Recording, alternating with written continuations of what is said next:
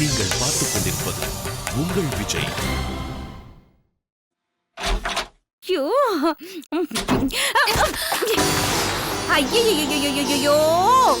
உன் கண்ணை எங்கடி வச்சிட்டு வந்த? ஸ்வீட் எல்லாம் கீழே விழுந்துருச்சு பாரு. என்ன மன்னிச்சிருங்க சித்தி, நான் பார்க்கல.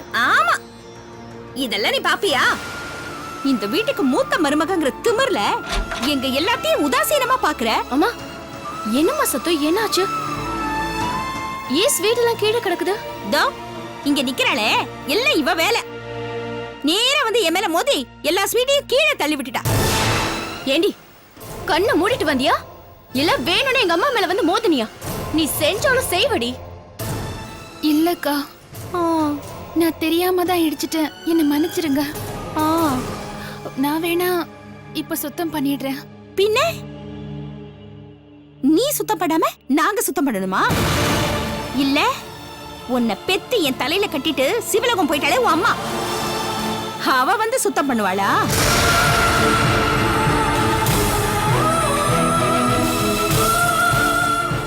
சீக்கிரம் சீக்கிரம் சுத்தம் பண்ணு, இல்ல இத பார்த்தா உங்க அத்தை இதுக்கும் என்னதான் திட்டுவா. பண்ணுடி. மா, இவ எப்படிதான் வளர்ந்தாலும் தெரியல. இவ என் அக்கான்னு கூப்பிட்டாலே எனக்கு அவமானமா இருக்கு. அப்படியாமா? இவளும் இவ்வளவு பெரிய வீட்டுக்கு மருமகளா இருக்கிறதுக்கே லாய்க்கே இவ்வளவு ஒன்றி. சீக்கிரம். நீங்க 3 பேரும் சேர்ந்து என்ன பண்ணிட்டு இருக்கீங்க?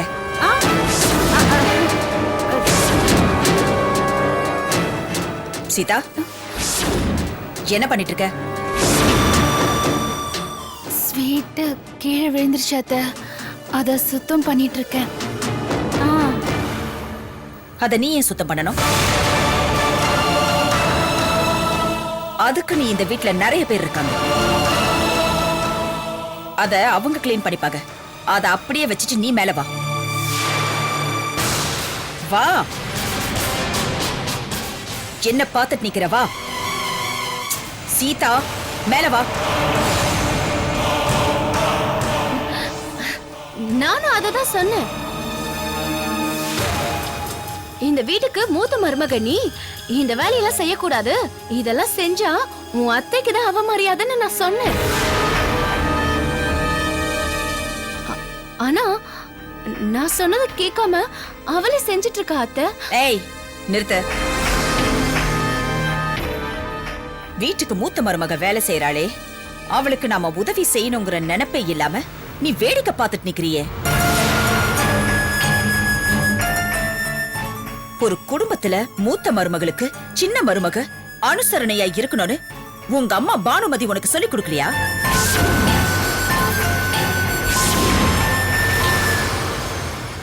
அப்படி அவங்க உனக்கு சொல்லி தரலனா இனிமே நான் உனக்கு சொல்லி தரேன். இன்னும் ஏன் என்ன பார்த்துட்டு நிக்கிற? முதல்ல அதையெல்லாம் கிளீன் பண்ணு. நானா? ஏன் நீ என்ன பெரிய மகாராணியா? எந்த வேலையெல்லாம் நீ செய்யக்கூடாதா? செய்யின்னு சொன்னல, செய். ஏய், செய்யின்னு சொல்றல.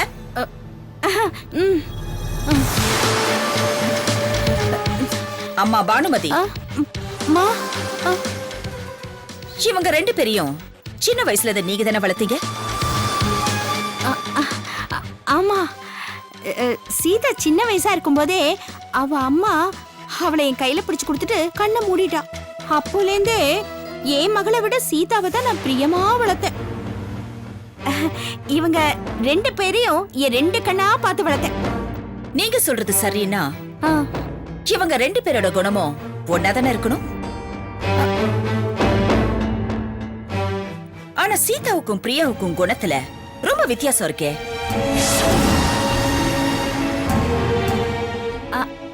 அதுவா, சீதா அனாதை பொண்ணு இல்லையா, அதனால அவளுக்கு நிறைய புத்திமதி சொன்னேன். ரொம்ப டைம் வேஸ்ட் பண்ணிருக்கீங்க. நியாயமா நீங்க உங்க மக பிரியாவுக்கு புத்திமதி சொல்லி வளர்த்திருக்கணும்.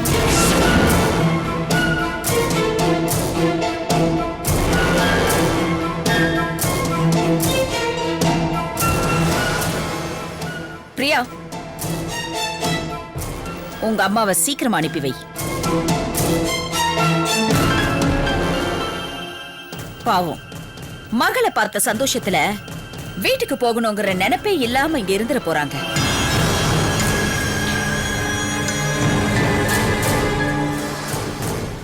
பானுமதி அம்மா, போங்கம்மா, போய் ரெடி ஆவுங்க. நான் ரவி கிட்ட சொல்லி உங்களை டிராப் பண்ண சொல்றேன், கார்ல.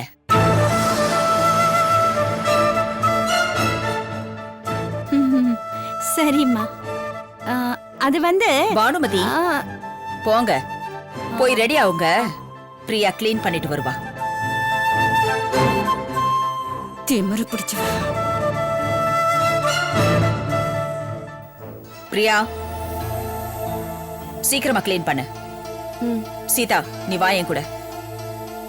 வான்னு சொன்னல.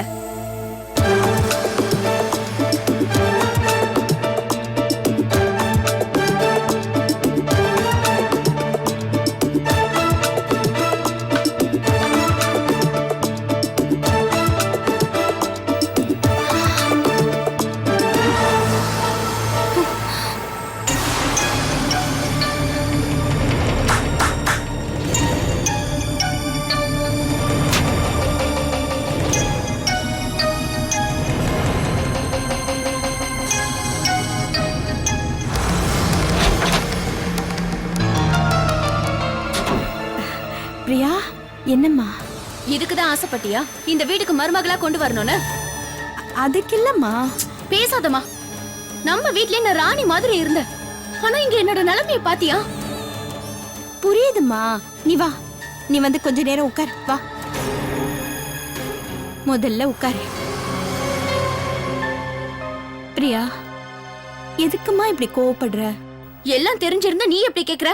அங்க பார்த்தல, அந்த சீதா முன்னாடி சித்ரா தேவி என்ன வீட்டு வேலைக்காரி மாதிரி நடத்துறா. சீதா செய்ய வேண்டிய வேலையை நான் செஞ்சேன்.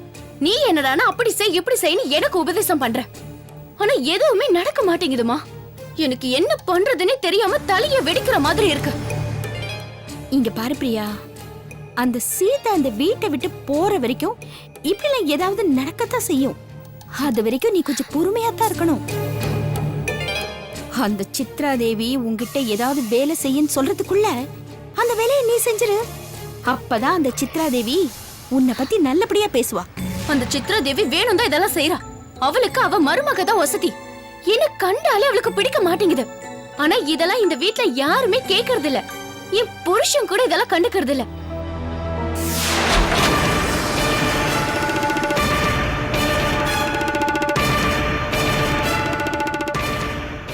பிரியா, உன்கிட்ட கொஞ்சம் தனியா பேசணும், வரியா?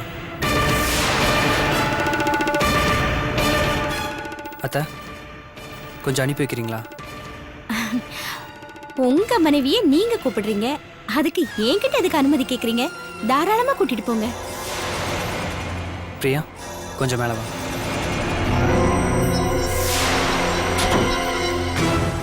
பிரியா, போடி. மாப்பிள்ளை ஏதோ அதிசயமா உன்னை தனியா கூப்பிடுறாரு. போய் என்ன ஏதுன்னு கேளு. முடிஞ்சா அந்த 1,00,000 ரூபாய கறக்க பாரு. போடி. எப்படியும் நமக்கு இன்னைக்கு 1,00,000 ரூபாய் பணம் கிடைச்சிரும். அதோட தான் நம்ம வீட்டுக்கு போறோம்.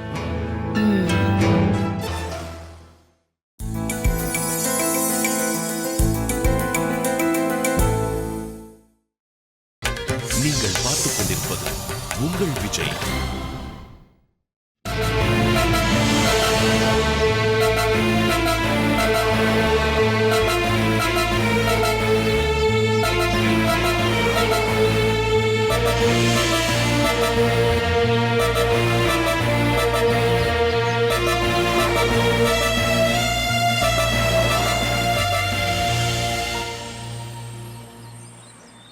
எதுக்கு என்ன தனியா கூப்பிட்டாரு? ஏதாவது கிஃப்ட் கொடுக்க போறாரோ? இருக்கும்.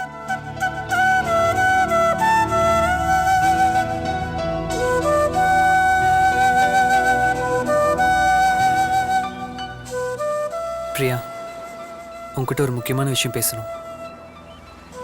சொல்லுங்க. அண்ணனுக்கும் அன்னிக்கும் அண்டர்ஸ்டாண்டிங் சரியில்லை. அண்ணன் எதையோ மனசுல வச்சுக்கிட்டு அண்ணிக்கிட்ட சரியில்லாமல் நடந்துக்கிறாரு. பாவம் அண்ணி, அவங்களுக்கு உதவி செய்ய யாருமே இல்லை. நாம தான் அவங்களுக்கு உதவி செய்யணும். இதுக்கு தான் என்ன கூப்பிட்டீங்களா? அவங்களுக்கெல்லாம் பிரச்சனைனா அவங்க தான் பாத்துக்கணும். நம்ம என்ன பண்ண முடியும்?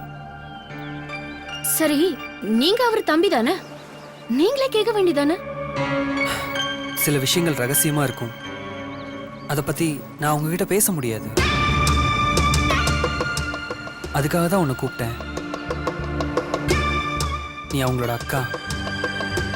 அண்ணனுக்கும் அவங்களுக்கும் மத்தியில என்ன நடக்குதுன்னு நீ கேட்டுட்டு வந்து சொல்லணும். சொல்றியா பிரியா? இதுக்காக தான் உன்னை கூப்பிட்டேன். அம்மா காத்துட்டு இருப்பாங்க, நீ போ.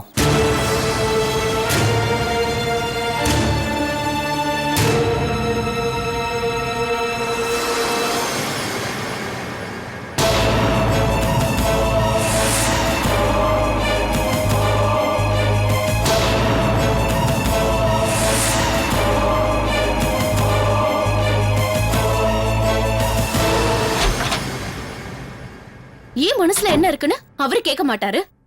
ஆனா சீதா மனசுல என்ன இருக்குன்னு நான் தெரிஞ்சுக்கணுமா? இவருக்கு அதுதான் ரொம்ப முக்கியமா போச்சு. பிரியா, என்ன ஆச்சு? அது இல்லம்மா, ஆ, ஏன் மனசுக்குள்ள 1000 பிரச்சனை இருக்கு. அத பத்திலாம் இவருக்கு கவலையே இல்ல. அந்த சீதாவுக்கும் அவர் வீட்டுக்காருக்கும் ஏதோ அண்டர்ஸ்டாண்டிங் இல்லையா? அது என்ன ஆச்சுன்னு விசாரிச்சு நான் சொல்லணுமா?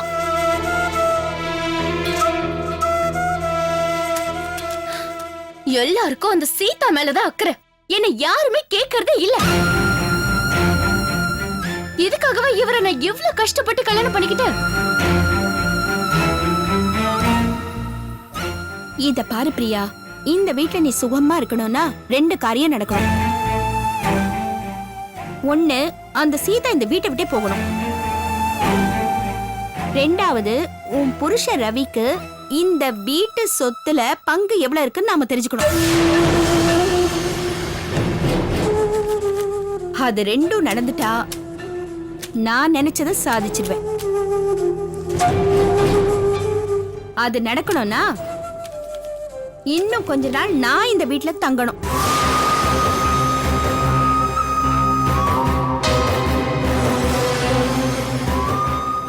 அதுக்கு நான் ஒரு பிளான் வச்சிருக்கேன். ஆனா அந்த சித்ரா தேவி என்ன அனுப்புறதுலயே குறியா இருக்கம்மா.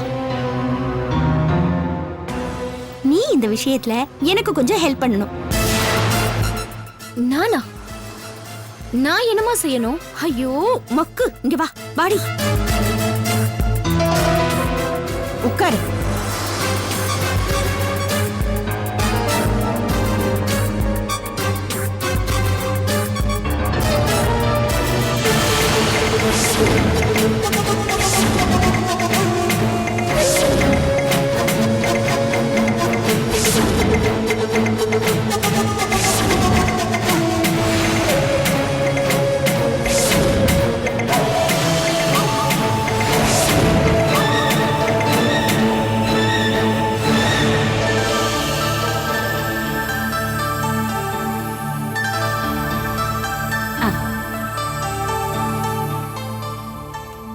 என்ன பானுமதி, உடனே கிளம்பிட்டீங்க?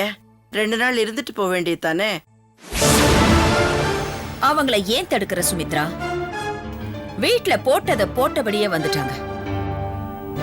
முன்னாடியாவது வேலை செய்ய அங்க சீதா இருந்தா. இப்ப பாவம், எல்லா வேலையும் இவங்களே செய்யணும். அதனால அவங்க போகணும்னு சொன்னா விட்டுரு. அது மட்டும் இல்ல, பூஜை வேலை முடிஞ்சதுமே சுந்தரம் ஏதோ அவசர வேலை இருக்குன்னு போயிட்டாரு. பாவம், இவங்க அங்க வருவாங்கன்னு அவர் காத்துட்டு இருப்பாரு. என்ன பானுமதி, நான் சொல்றது கரெக்ட் தானே? ஆமாமா, நீங்க சொல்றது கரெக்ட் தான். எப்ப பார்த்தாலும் மகளை பாக்கிறதுக்கு இந்த வீட்டுக்கு வர்றதும், புருஷனை கவனிக்கிறதுக்கு அந்த வீட்டுக்கு போறதும் இதே வேலையா போச்சு எனக்கு. இதோ பாரு பானுமதி, இது உங்க வீடுதான். நீங்க எப்ப வேணாலும் வரலாம், எவ்வளவு நாள் வேணாலும் தங்கலாம். அது எங்களுக்கு சந்தோஷம்தான். சுமித்ரா, நீ ஏன் அவங்கள தடுக்கிற? அவங்க தான் போறேன்னு அடம் பிடிக்கிறாங்கல்ல. அவங்க போறத தடுத்தா அவங்களுக்கு மனசு ரொம்ப கஷ்டமா போயிடும்.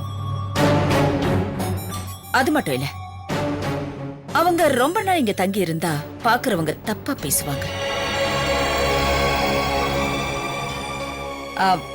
இங்க பாருங்க பானுமதி, நீங்க தைரியமா போங்க.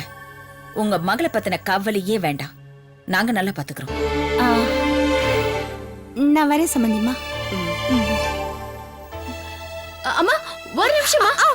அப்பா, என்ன பிரியா, போகும்போது கூப்பிடக்கூடாதுன்னு எத்தனை தடவை சொல்லிருக்கேன்.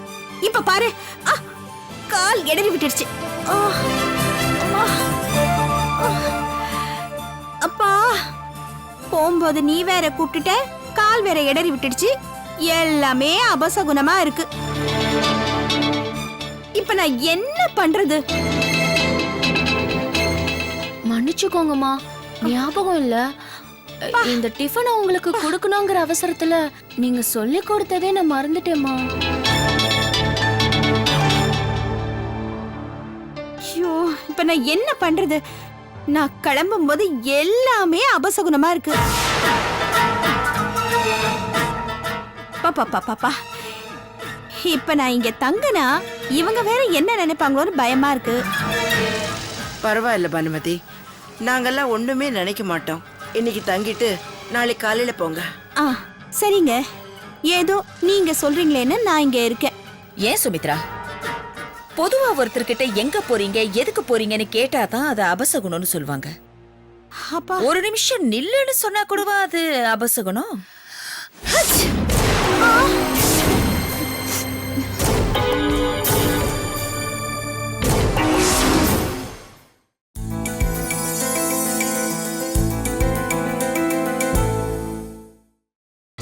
நீங்கள் பார்த்துக் கொண்டிருப்பது உங்கள் விஜய்.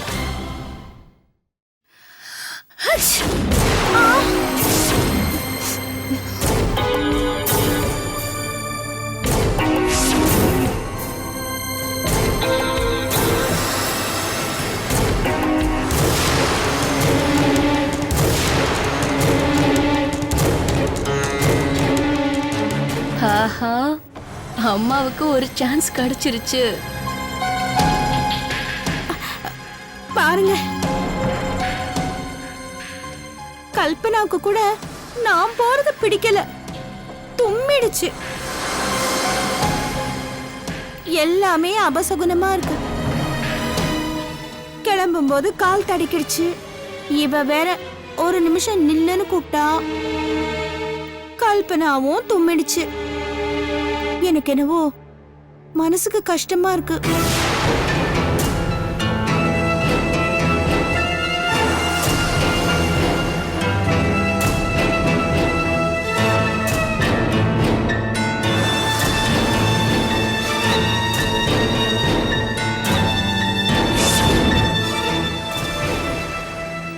பானுமதி, பரவாயில்ல, இன்னைக்கு நைட் இங்க தங்கிட்டு நாளைக்கு காலையில போலாம்.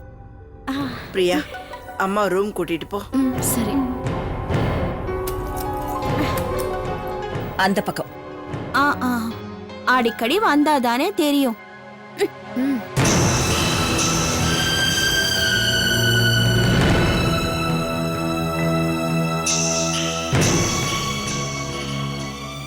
எப்போ ஒரு தடவை வரும்போதே இவ்ளோ ப்ராப்ளம்ஸ்.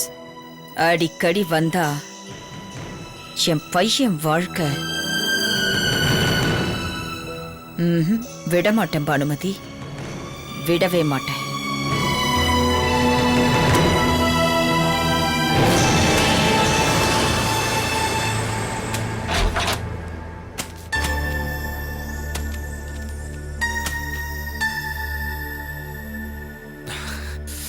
இந்த ரூம்குள்ள நீ வரக்கூடாதுன்னு சொல்லிருக்கேன்ல, ஏன் சும்மா சும்மா வந்து நின்னுகிட்டு இருக்க? அது இல்ல, உங்களுக்கு சாப்பாடு, டிஃபன், டீ எல்லாம் கொடுக்கறது என் கடமை இல்லையா? இத்தனை வருஷமா நீயா செஞ்ச? என்னை கவனிச்சுக்கிறதுக்கு எங்க அம்மா இருக்காங்க. அவங்களும் இல்லனா வீட்டுல மத்தவங்க இருக்காங்க, அவங்க பாத்துப்பாங்க. நீ ஒண்ணும் பாத்துக்க தேவையில்ல.